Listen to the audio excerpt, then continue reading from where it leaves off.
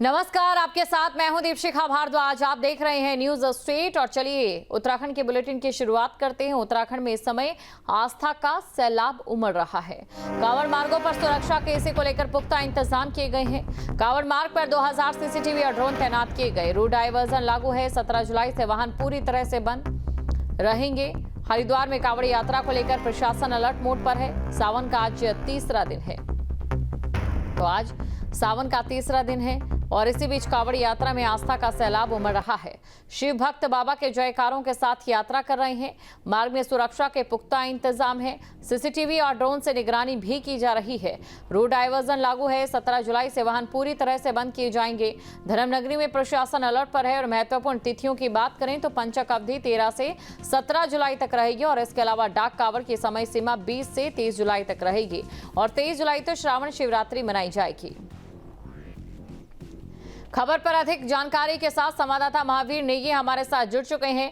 महावीर, इस समय देखिए हरिद्वार की बात करें तो भक्तों का सैलाब उमड़ रहा है, कांवड़ियों का सैलाब उमड़ रहा है। किस तरीके की तस्वीरें यहां से नजर आ रही है? वैसे अगर हरिद्वार की मैं बात करूं तो इस समय हरिद्वार की तस्वीर पूरी तरह से भगवा में दिखाई दे रही है और पूरा हरिद्वार जो बम बम बोले के नारे हैं उससे गुंजायमान हो रहा है। लगातार जिस तरह से देख रहे हैं कि पिछले 2 दिनों से, क्योंकि 2 दिन यात्रा को शुरू हुए हैं, आज तीसरा दिन है, तो लगातार बड़ी संख्या में यहाँ पर शिव भक्त पहुँच रहे हैं और यहाँ से जल भरकर अपने अपने गंतव्य की ओर निकल रहे हैं। अगर व्यवस्थाओं की बात करें तो व्यवस्थाओं को लेकर तैयारी पहले से यहाँ पर चल रही थी और लगातार जो डीएम एजेंसी है वो ग्राउंड जीरो पर जाकर व्यवस्थाओं का जायजा भी ले रहे हैं। चाहे सीसीटीवी कैमरे हो, ड्रोन हो, या तमाम तरह के जो इक्विपमेंट्स हैं उनकी भी मदद यहाँ पर सुरक्षा को लेकर ली जा रही है।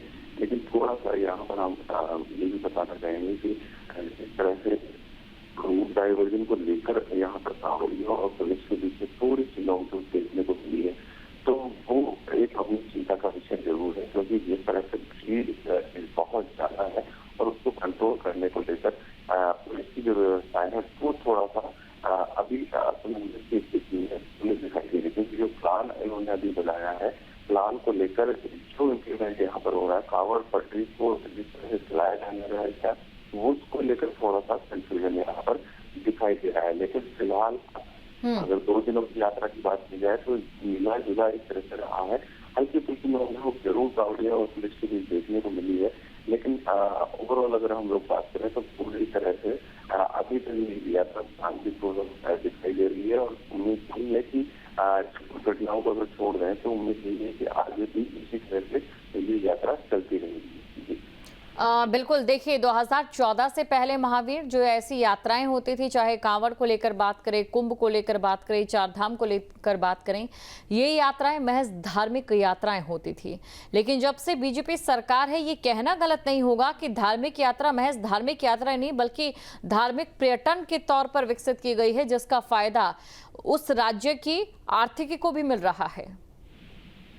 बिल्कुल, जाहिर सी बात है कि 2014 के बाद से तस्वीर जरूर बदली है। धार्मिक आयोजनों की अगर मैं बात करूँ तो लोगों का जो उत्साह है पहले से कहीं अधिक दिखाई दे रहा है। तो इसको सकारात्मक तरीके से इस तरह से ले सकते हैं कि जो आर्थिकी है वो मजबूत हुई है और कहीं न कहीं लोगों के लिए रोजगार के साधन भी हुए हैं।